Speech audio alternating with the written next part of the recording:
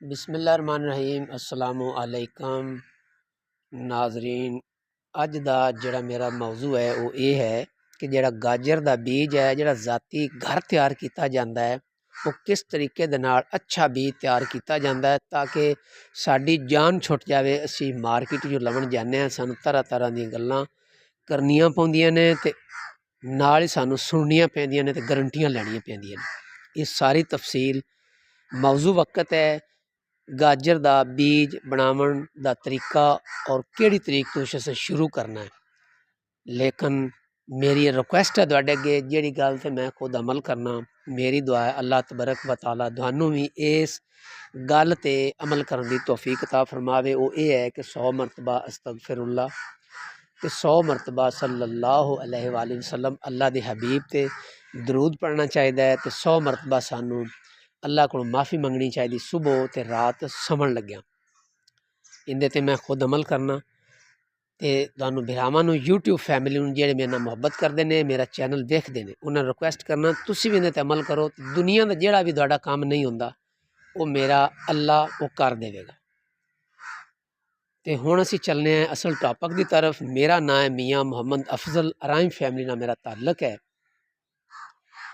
तो दूसरा महीना शुरू होने चू एक दिन रह गया। अज 31 जनवरी 2026 है।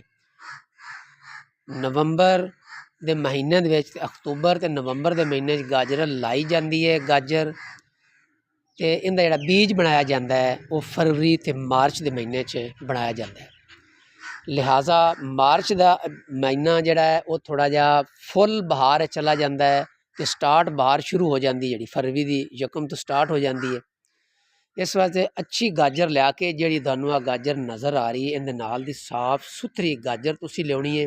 लम्मी 2-3 तोड़े मुल लै लो बाहरों जाके, जे तुसां खुद गड्डियां ही इहदे विच छांटी कर लो जिन्हां दे नाल मुच्छां वगैरह ना आवन, ਜਿਹੜੀਆਂ फुटियां हुई नज़र आउंदियां ने, माड़ियां माड़ियां जड़ां जियां नज़र आउंदियां ने, ये ना आवन, साफ सुथरी आवन, फटियां हुई ना आवन। वो गाजरां लैनियां ने, लैके ते जेहड़ा इंदा उतला छेजा है असी इहनूं पंजाबी छेजा सदने आ।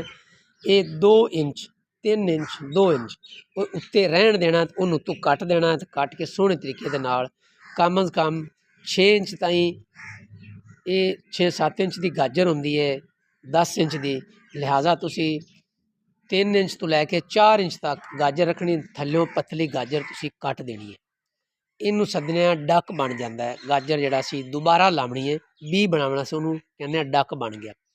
फिर तुसी खेली करनी, जरा खेली का फासला होना है छोटा जहा पोठा बनना, 2 फुट चौड़ा तुसी बनाना पोठा।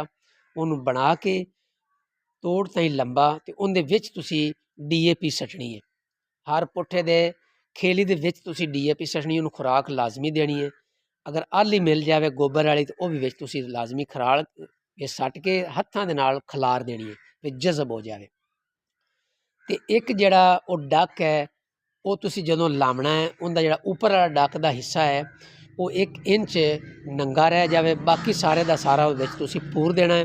जे तुसी सारा ही विच पूर दो तो कोई परेशानी वाली गल नहीं है। तो एक डक तो जड़ा दूसरे डक का फासला जड़ा है वो या 1.5 फुट तो या 2 फुट तुसी रखना है। तो एक खेली तो दूसरी खेली का जड़ा फासला वो रखना ही 2 फुट है, क्योंकि इन्हें विचों गंदल निकलनी होंगी बड़ी लंबाई दे विच, तो फिर उन्हें उत्ते फुल लाने होंगे ने फिर ताकि वो आपस जड़ा झंझट ना मच जाए। ये इनका तरीका है। तो अगर तुसी फरवरी के पहले 10 दिनों के अगर इनू ला लोगे तो मार्च के जड़े आखिरी अशरा है, आखिरी दाह दे होंगे ने, उनके विच ये पक्कण तिक्कर आ जाता है। तो जो अप्रैल शुरू होंगी उनके पहले 10 दिनों के तुसी इनू गंदल नू सारी नू तुसी थल्लों कट लेना टोटली तौर पर, तो बी नहीं कटना, सारी नू ही कट लेना। कट के तो तुहानू महसूस हो जाए बई हुण पक्कण ते आ गया, उन्होंने हाथ ना तोड़ के उन्होंने पी के खा के चैक कर लेना दंदां नाल। ते उन्होंने तुसी उन सारी गंदल नू तोड़ के उन छां ते तुसी सुका लेना। फकत जी गर्मी उदों होंदी है तो जेहड़े 24 घंटे होंदे ने यही बड़े होंदे ने गर्मी दे विच, 1 दिन या 2 दिन एंड उन्होंने सुका के या 3 दिन हो जाएंगे। फिर उन्होंने तुसी स्टिक दे नाल या हत्थां दे नाल मल के जेहड़ा बी है वो तुसी ला लेना। ला के या तुसी पॉलीथीन दे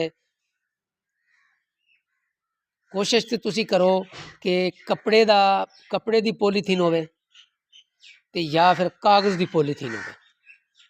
ਉਹ ਤੁਸੀਂ ਉਹਦੇ ਵਿੱਚ ਯਾਨੀ ਕਿ ਸ਼ੋਪਰ ਹੋਵੇ, ਥੈਲਾ ਹੋਵੇ, ਉਹਨੂੰ ਮੈਂ ਪੋਲੀਥੀਨ ਕਹਿ ਰਿਹਾ। ਪੋਲੀਥੀਨ ਅਸਲ ਤਾਂ ਪਲਾਸਟਿਕ ਦੀ ਹੁੰਦੀ ਹੈ। ਉਹਦੇ ਵਿੱਚ ਇਹਨੂੰ ਤੁਸੀਂ ਰੱਖਣਾ ਹੈ ਜੀ। ਇਹਦਾ ਜਿਹੜਾ ਬੀਜ ਹੈ 2 ਤੋਂ 3 ਸਾਲ ਤੱਕ ਅੱਛਾ ਬੀਜ ਸੁਕਾ ਕੇ ਸੋਹਣੇ ਤਰੀਕੇ ਬਣਾ ਕੇ ਰੱਖੀਏ, 3 ਸਾਲ ਤੱਕ ਖਰਾਬ ਨਹੀਂ ਹੁੰਦਾ।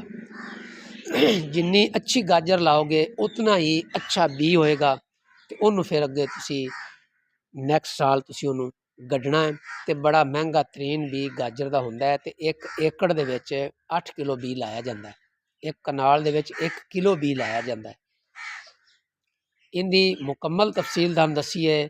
ਕਮੈਂਟਸ ਦੇ ਵਿੱਚ ਤੁਸੀਂ ਆਪਣੀ ਰਾਏ ਦਾ ਇਜ਼ਹਾਰ ਜ਼ਰੂਰ ਕੀਤਾ ਕਰੋ। ਕੋਈ ਗੱਲ ਵੀ ਹੁੰਦੀ ਹੈ, ਇਨਸਾਨ ਉਹ ਜਦੋਂ ਵੀਡੀਓ ਬਣਾਉਂਦਾ ਹੈ ਸਪੀਡ ਨਾਲ ਬੋਲਦਾ ਹੈ, ਮਿਸਿੰਗ ਹੋ ਜਾਂਦੀ। ਇਹ ਮੈਂ ਲਫ਼ਜ਼ ਹਰ ਵੀਡੀਓ 'ਚ ਆਖਦਾ ਹੁੰਦਾ। ਤਾਂ ਕਮੈਂਟਸ ਵਿੱਚ ਪੁੱਛ ਲਿਆ ਕਰੋ। ਪੁੱਛਣਾ ਕੋਈ ਪਰੇਸ਼ਾਨ ਹੋਣ ਵਾਲੀ ਗੱਲ ਕੋਈ ਨਹੀਂ। ਅਗਰ ਵੀਡੀਓ ਤੁਹਾਨੂੰ ਪਸੰਦ ਆਵੇ ਤਾਂ ਕਮੈਂਟਸ ਜ਼ਰੂਰ ਕਰਕੇ ਸ਼ੁਕਰੀਆ ਅਦਾ ਕੀਤਾ ਕਰੋ। ਤੇ ਮੈਨੂੰ ਉਮੀਦ ਹੈ ਤੁਹਾਨੂੰ ਮੇਰੀ ਵੀਡੀਓ ਪਸੰਦ ਆਈ ਹੋਸੀ। ਇਹਨੂੰ ਲਾਈਕ ਵੀ ਕੀਤਾ ਕਰੋ, ਸ਼ੇਅਰ ਵੀ ਕੀਤਾ ਕਰੋ ਤੇ ਕਮੈਂਟਸ ਵੀ ਕੀਤੇ ਕਰੋ।